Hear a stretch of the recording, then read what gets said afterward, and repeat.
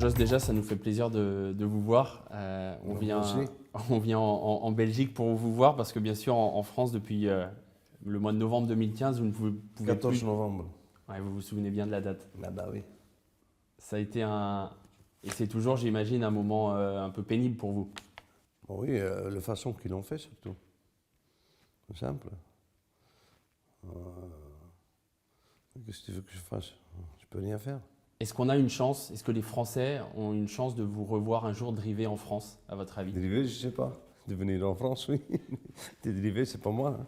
Ça, c'est la CCF qui décide. Hein. C'est pas moi. Hein. Vous y croyez toujours? Vous pensez que c'est toujours possible? Non, parce qu'avec le temps qui est passé, tout ce qui s'est passé entre les deux, là, je pense pas. Tout ce qu'ils racontaient mes avocats, ils ont toujours dit. Ils ont dit au départ, après 6 mois, tu vas redriver. Mais ils n'ont pas. Les 6 mois, c'est passé. 1 an, c'est passé. 2 ans, c'est passé. Et là, ça va être 3e année. Moi, je ne crois plus.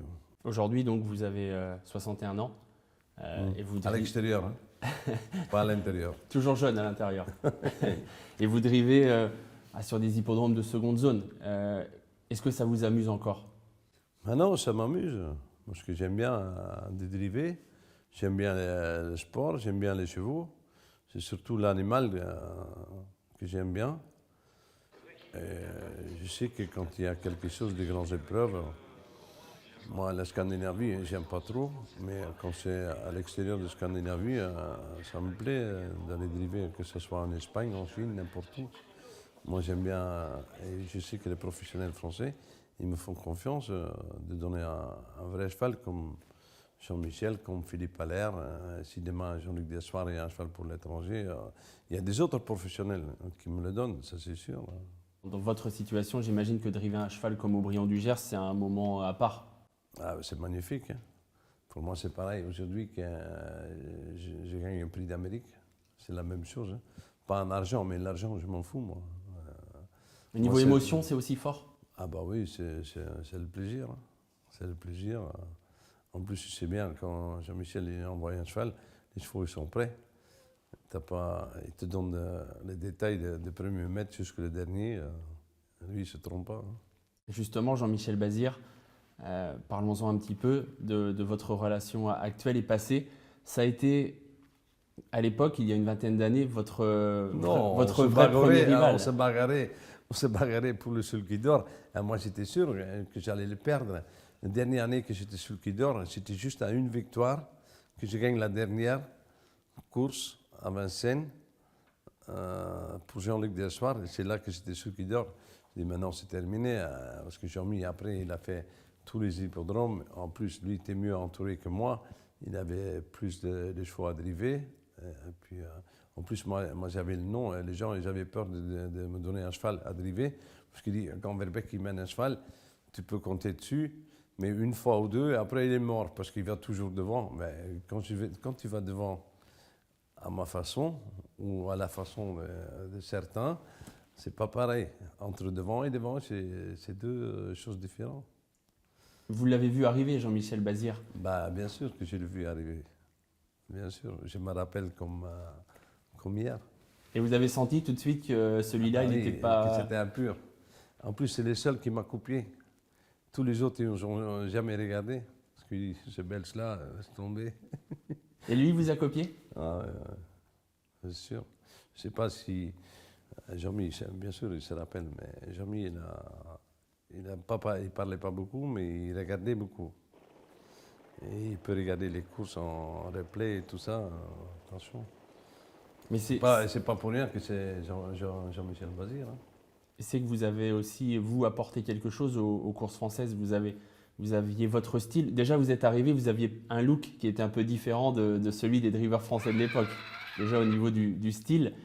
Et au niveau de la façon de driver, vous aviez une façon de driver peut-être plus offensive que ce qui se faisait à l'époque. Non, mais moi j'avais voyagé déjà avant d'arriver en France, avant que je venais courir en France.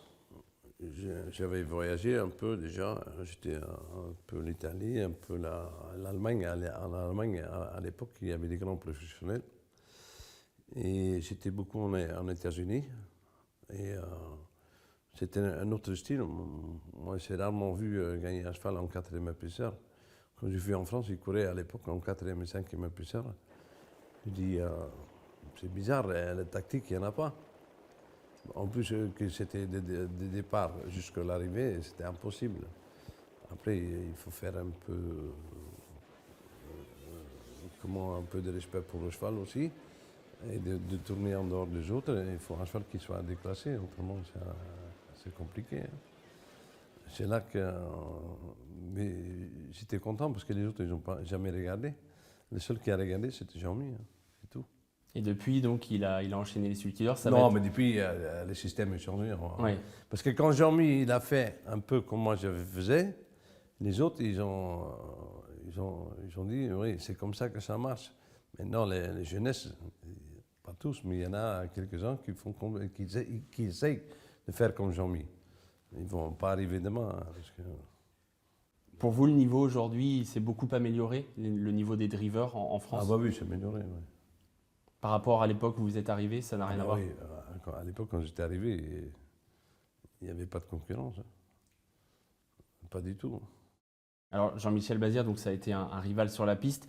Aujourd'hui, vous êtes associé dans la victoire avec Aubryon du Gers et il y a de grands objectifs qui s'annoncent. Est-ce que vous avez dans les mains le gagnant de l'Elite Club 2019? Je ne sais pas, ça je ne peux pas le dire maintenant, c'est compliqué de le dire, parce que d'ici là, il peut passer beaucoup de choses. De toute façon, le problème c'est en Suède, n'importe comment. Le tirage au sort, je ne sais pas comment ils le font, mais il doit y avoir un problème pour les étrangers dans l'ordinateur. Hein. Mais ça ne vous a pas empêché de le gagner, l'Elite Club, vous l'avez gagné 2 fois. Oui, mais pas avec le 7 ou le 8, hein. Je te le dis. Hein. Tiens, en parlant de numéros, justement, on a retrouvé une image assez amusante, je ne sais pas si vous vous en souvenez, du numéro de Remington Crown dans la finale, où avant de choisir votre numéro, vous discutez avec Jean-Étienne Dubois. Vous vous souvenez de cette... Ouais, bien sûr. Tu prends le 2, toi? C'est moi, je prends le 3. Bah, je prends le 2. Hein? Je prends le 2, mais carrément, tu prends le 3. Qui? Vous aviez trouvé un allié. Ben non, mais un Elite Club, c'est important d'avoir un numéro sur une piste de 1000 mètres. Parce que les chevaux, à Remington, ce n'était pas un Français. Un cheval français, il n'a pas les mêmes capacités en principe.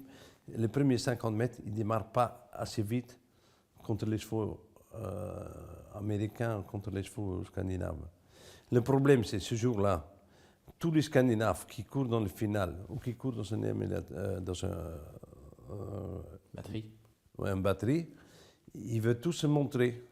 Même que sur un cheval qui font 1000 mètres, ils vont t'empêcher de laisser prendre la tête. Quand tu es mal placé, quand tu es placé à la place de mort, sur une piste de 1000 mètres, j'ai vu un cheval de ma vie qui pouvait le faire. Un, c'était Ourasi. Je ne sais pas si tu te rappelles de lui, mais moi je me rappelle. Alors, c'était le seul. Tous les autres, j'ai rarement vu un cheval à la place de mort qui gagne l'Elite Club. Ben, il n'a pas gagné l'Elite Club, mais il a gagné des bonnes courses en étranger à la place des morts.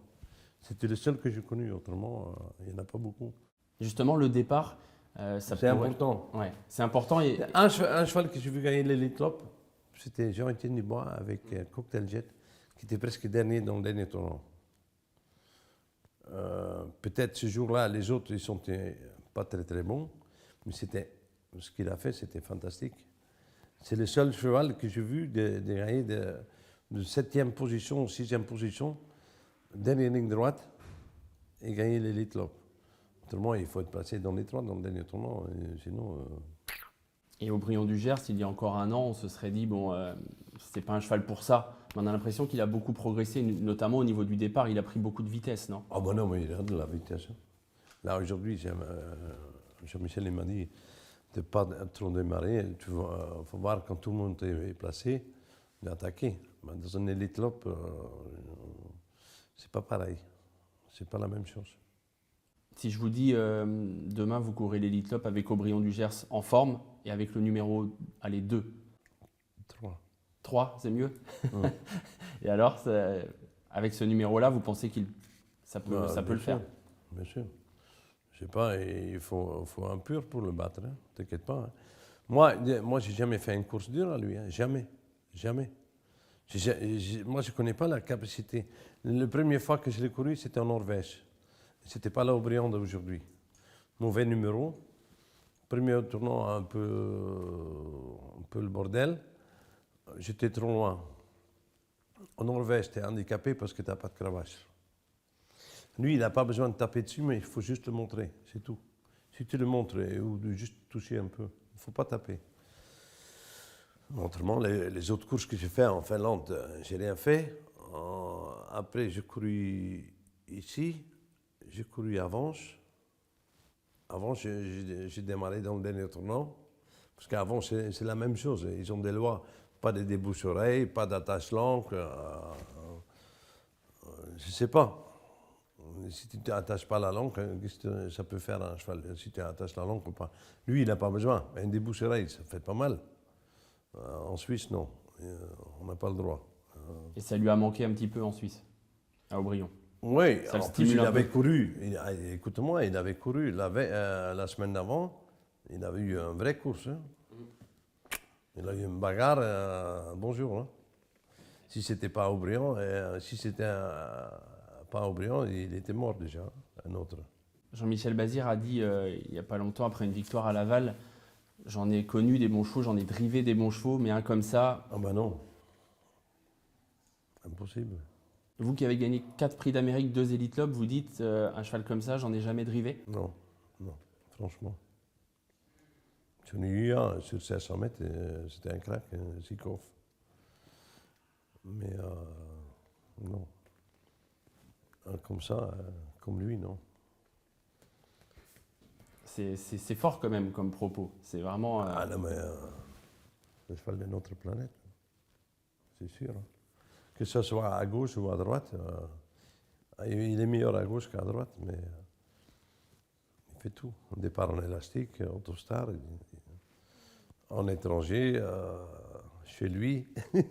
Non, c'est fantastique un cheval comme ça.